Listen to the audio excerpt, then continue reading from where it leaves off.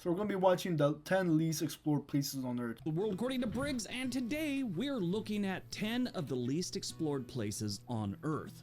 You know, humans have been on this planet for a few years now. We've invented things like computers, drones, language, hula hoops, and the internet. With all that technology, there's still places on this spinning rock humans have barely explored. In today's video, we're looking at places that are essentially unexplored. You know, places that don't have Starbucks or McDonald's. Let's take a look. No way. That's also crazy thing about. Number 10, the Mariana Trench. The Mariana Trench is pretty much the Grand Canyon of the ocean, except it's way deeper and, of course, it's filled with water. It's the deepest part of the world's ocean, and it's located in the western Pacific Ocean. This trench is like the Mount Everest of the ocean. At least the Mount Everest back in the 1950s, when hardly anyone had reached the summit. Now, so many people climb Mount Everest, there's a traffic jam. Technology's got so much better, I wouldn't say... You take turns to climb Mount Everest, like you form a line. That is insane to think about. There's a very high chance that you might die climbing Mount Everest, and people still choose to do it just because they see other people do it. That doesn't mean that you have to do it at all, and it's also very fucking expensive to climb it. I think you need at least like 10K or something like that. It's easy, but it's not as hard as it once was. But the Mariana Trench reaches about 36,000 feet in depth, about 11,000 meters at its deepest point, known as Challenger Deep. Over the years, we've sent down all kinds of high-tech gadgets, robots, and even a few brave souls in submersibles to check out what's going on down there. Now, there was two notable manned missions down there. In 1960, a thing called the Tresty was sent down with two guys on it. And then James Cameron, the guy who did Titanic and Avatar, he did a solo dive in 2012. They've had a whole bunch of other robotic explorations, and they've revealed a surprisingly diverse ecosystem, or ecosystem, however you want to say it. It's kind of mind-blowing to think that there's so many wonderful life forms that can handle the intense pressure, cold, and darkness. Every time something or someone goes down there, it's like they're opening up a treasure chest of new information, helping us understand more about the Earth's mysterious deep sea environment. Creepy that you can go out there and you can actually find a creature that we have never seen before in the Mariana Trench. Just because they've been hiding down there for probably thousands of years, but they have never been seen by a human or recorded by a human. And also, in the past few years, we're the only generations that have been able to go all the way down there. So the entirety of human creation, no one has ever been that deep in the water. So it is still very, very new to humans too. Number 9, Antarctica's subglacial lakes. Antarctica's subglacial lakes are like nature's secret underground water park, tucked away beneath miles of ice. These hidden lakes are super intriguing because they've been isolated from the rest of the world for maybe millions of years, creating a unique environment that scientists are just itching to explore. Now, no one's made it down there to see what's happening. The exploration that has been done has been with ice-penetrating radar and other high-tech gadgets.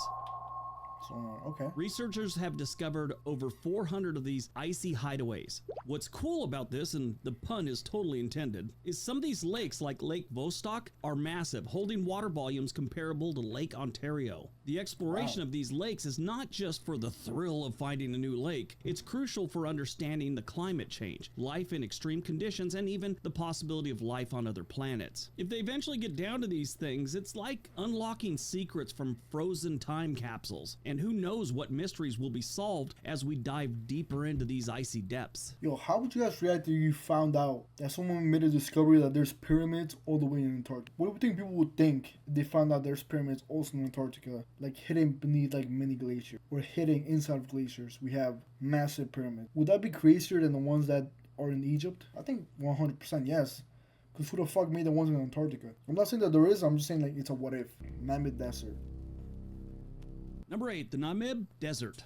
Oh, the Namib Desert. It's one of those places that makes you marvel at how anything can survive in such an extreme environment, yet the place is teeming with life in its own unique way. This desert is in Namibia, and it has another name, the Skeleton Coast. This desert is actually on a coastline, and it's also one of the foggiest places on the planet. It gets almost zero rain every year, but it gets plenty of fog. And that fog is why they call it the Skeleton Coast. Ships have been crashing on that shore since we started sailing. But the Namib Desert spans from Namibia to Angola and on down to South Africa. And it's considered one of the oldest deserts in the world, with some parts possibly existing at least for 55 million years. Through exploration, we've uncovered that this vast area Is that fucking houses I see? How the fuck do they live there? There's nothing around there. You can see the whole background. There's not one living thing past those mountains. Like, how do you even get food? Cause I don't see a car down there. Expanse isn't just a bunch of sand. It's home to some of the highest sand dunes in the world. And they have some really strange things that grow here and no place else on the planet. They have a bizarre plant that looks like a cross between a giant unraveling fern and an alien life form. This plant can live between 400 and 1500 years. The problem with this place is there's no real human settlements and hardly any water. And for the longest time, nobody thought it was worth looking into because it's just a bunch of sand. But as they've explored a little, they found things like that plant. I think it's pronounced a Welwitschia. I think this is one they'll start exploring more and maybe even start drilling into the sand to see what's underneath there, because as technology and equipment gets better, this will become more of an option. Right now, it's too harsh of an environment to do much exploration. There is a really cool thing that's live streaming 24 hours a day on YouTube, and I'll leave a link for it. It's a watering hole in the Namib Desert. I will warn you though, once you start watching it, it gets a little addicting and you'll have it playing in the background more than you think is healthy. Northern Patagonia ice field. Where is Number 7, North Patagonia ice fields. The North Patagonia ice fields, it's like Chile. this massive chunk of ice tucked away in Chile. And it's honestly a bit of an adventurer's dream. Covering around 4,000 square miles, this ice field is the smaller sibling to the Southern Patagonia ice fields. But don't let... Just imagine waking up to that view, bro. That looks majestic. It's probably very cold, yes, but like people living in there. So I'm guessing they were somehow able to build the houses to bring the materials to get there. And dude, that looks like a very peaceful place to live. I don't know if you're gonna get good Wi-Fi, but still, like, it looks beautiful. That fool ya. It's packed with glaciers, rugged terrain, and some seriously breathtaking views. Explorers and scientists have been poking around here for years trying to understand its secrets. They've braved the cold, treacherous conditions to map out the glaciers, studying how climate change is affecting the ice, and just marvel at the sheer beauty of the place. Even though explorers and scientists have been going up there for years, they estimate they've only explored about 10% of the ice fields. This is another place that the environment is so harsh, scientists and explorers for a long time just didn't go there because they didn't have the equipment necessary and they didn't think there was much to learn. When they started going there, they found there's a whole bunch to learn. Sadly, most of that information is below sheets of ice. Yeah. Amazon rainforest. Number 6, the Amazon rainforest. The Amazon rainforest, often dubbed the lungs of the earth, is this vast, sprawling oasis of biodiversity that overflows with life, mysteries, and the kind of greenery that makes you think of every adventure movie you've ever seen. It makes me think about a dozen or so documentaries I've watched. Through years of exploration, we've only begun to scratch the surface of what's in the Amazon. Scientists and adventurers have trekked through its dense underbrush, discovering thousands of plant species, wildlife that boggles the mind, and indigenous tribes whose way of life offers a glimpse into the different kinds of existence that we have on this planet.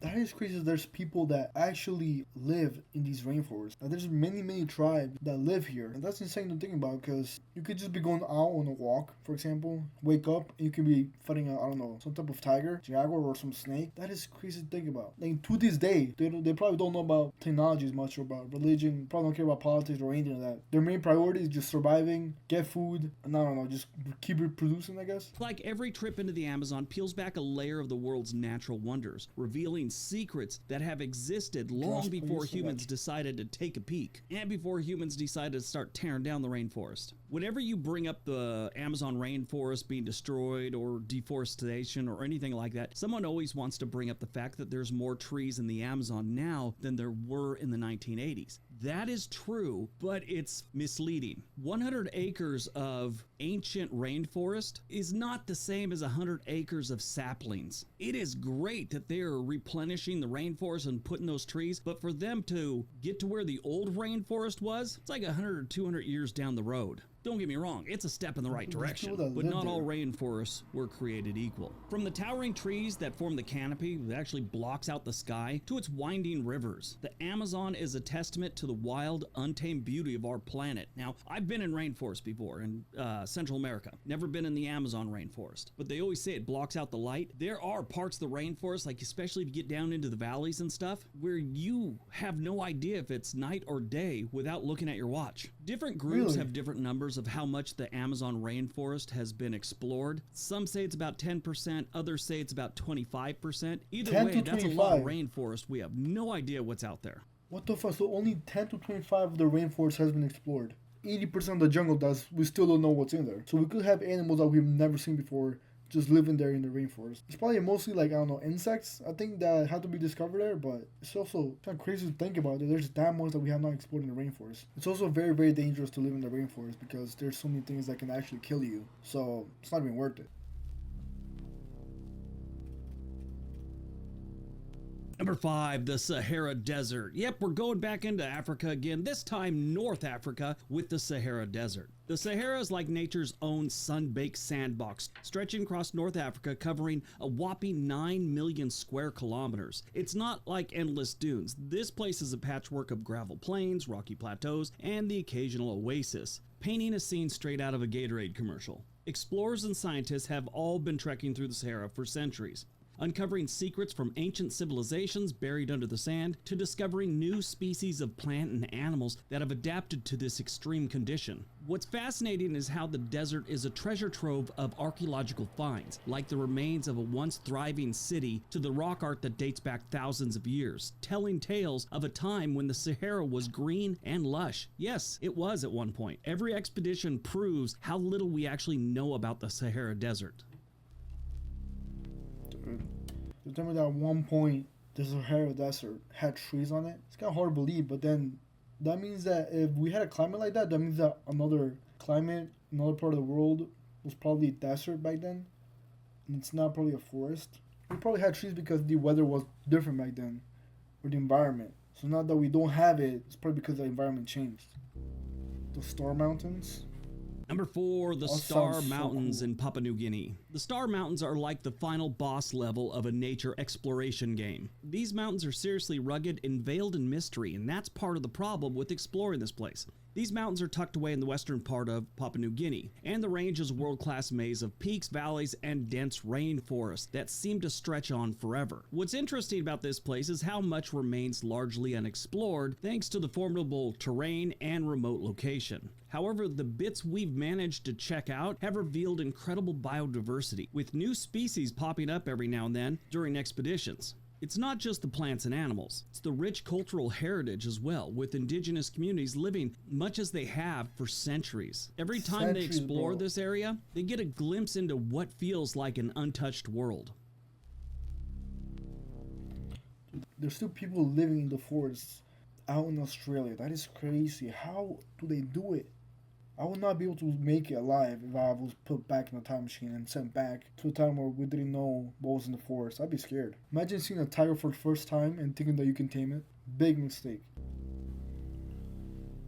Number 3, the Siberian taiga. The Siberian taiga is a vast, sprawling wilderness, and it sometimes feels like something out of a fantasy Siberian novel, taiga. with its dense forests of pine, spruce, and fir trees stretching as far as the eye can see. This place is insane, especially the amount of life, plants, and animal that they have for a place that spends a good portion of the year frozen, including the Siberian tiger and the quirky flying squirrel. Yes, They there's a live there? tiger that lives in this frozen wasteland. Shouldn't say wasteland. Remote land. That sounds better. There was a Japanese naturalist What if who, they live I watched there? this documentary on him a few years back. He was trying to get footage of the Siberian tiger in the wild. Now, these things are very elusive and there's not many of them, and they cover a lot of land, so it's really hard to find them. This guy found a spot where he thought he could actually have a chance of filming one. He sat in this hole, which was about as big as the passenger compartment of, I don't know, like a Prius, and he sat there with his camera equipment and rice for about a year. I tried to find it again. I can't find it. I don't think it's on YouTube. If I happen to, I will put it in the description area below. It's really interesting. Through exploration, though, they've uncovered a realm where temperatures can swing from sweltering summers to winters that will freeze your back cheeks together. Researchers trekking through these remote forests have discovered ancient frozen peat bogs storing carbon for a millennia, revealing the taiga's crucial role in our global climate system. The taiga is a place of mystery where every expedition can feel like they're stepping into uncharted territory, even to this day.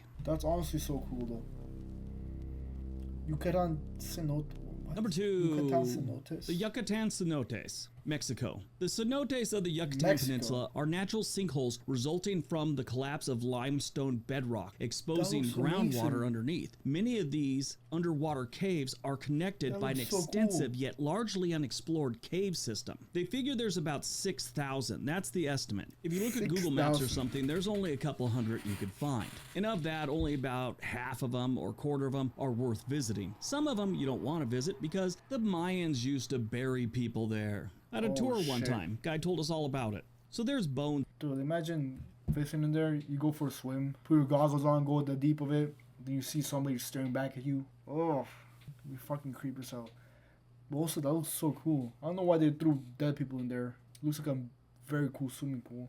Not this one. The one we're looking at. This is a green one. Fuck that. Down there, you'd be floating along because A bright blue one, people go in there and they're clear like water. scuba Looks diving, amazing. find some Look at that. bones. Always pleasant. Now they're not totally sure how many of these are. They say around 6,000, and they're not sure what percentage is explored, but they figure it's less than 10%.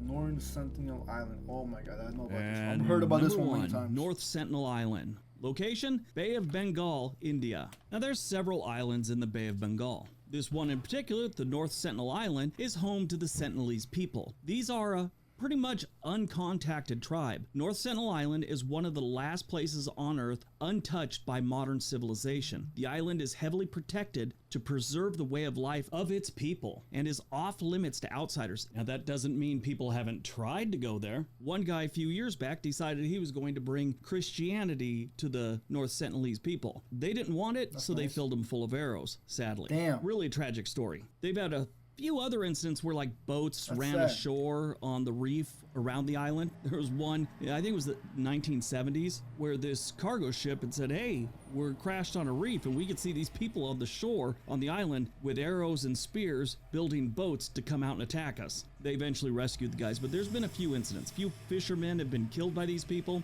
Most of the contact, which has been very limited, like on the beach, and that's about it, was brief.